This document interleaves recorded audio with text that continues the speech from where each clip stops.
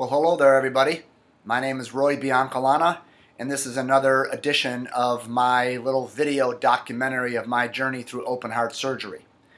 Tomorrow is the big day, as it's sometimes said, and I'm sharing my feelings and curiosities and learnings about this whole journey. And this will be my last video about my journey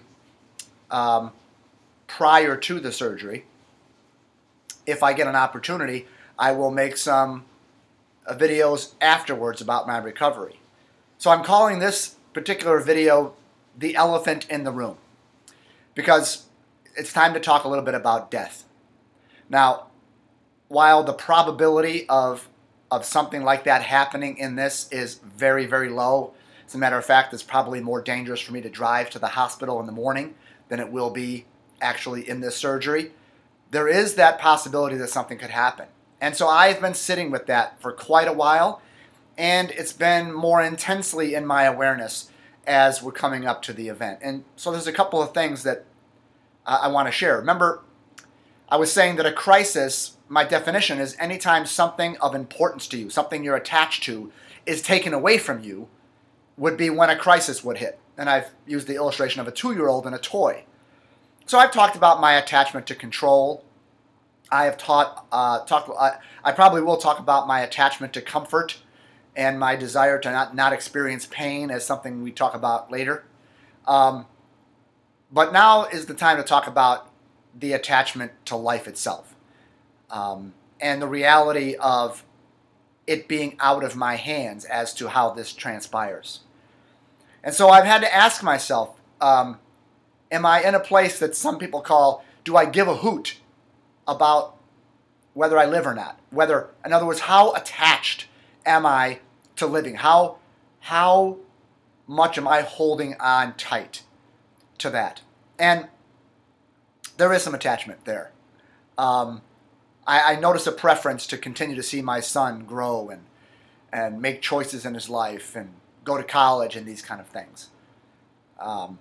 But I had to sit with this idea of death, and recognizing that it's been said by many teachers that you're not really able to fully live life until you're fully able to embrace death. And so it's just been a great experience to sit with this possibility, because one of the things I've noticed is there is never a guarantee of the next moment in life. But most of us are never really aware that in our very near future, the next moment might be our last breath. Most of us don't live with that kind of awareness. I know I haven't lived with that, but this event has kind of made me think like, whoa, what if Tuesday morning when I go in for surgery at 7:30 tomorrow morning, I don't wake up again? And that's been I really love that. I'm really appreciative of the universe for bringing this situation into my life, because I'm able to deal with that very idea that this could be the last day. And so what does that mean? And so as I've thought about that, a couple of things that pop into my mind, my awareness, that I want to share with you. The first is the question of, am I complete with everyone and everything in this life? In other words, if I was to not awake tomorrow, are there any regrets? Are there any conversations I haven't had or I need to have? Like, do I need to forgive someone that I haven't? Or do I need someone's forgiveness that I could ask for? Have I had a conversation to be complete with someone? In other words, it's been great to reflect, is there anything left undone in my life? And I'm excited to tell you that I am totally complete. I do not feel that I have to speak to anyone to make something clear, to own up to something that maybe I did, to rectify something.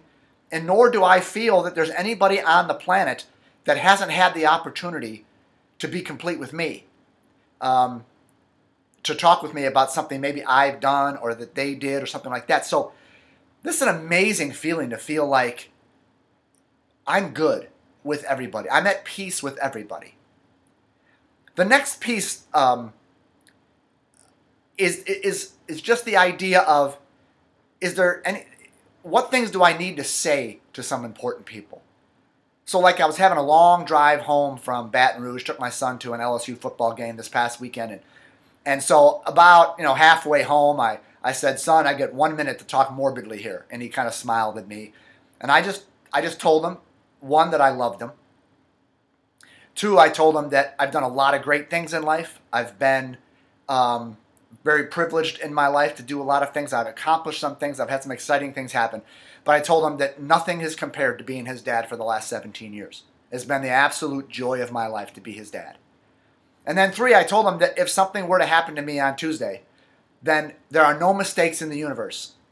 And that must mean that God, the universe, has decided that my life is complete here. And it's time for me to transition into what's next. And I said to him, that means that you don't need me anymore. Not that he really, in essence, ever really does need me, but I wanted him to know that that must mean that God says you had enough fathering, and you've had your dad. He's given you what he's supposed to give you, and now you are equipped and able to find everything you need from within you and to go forward. So those are the things I had to communicate with him.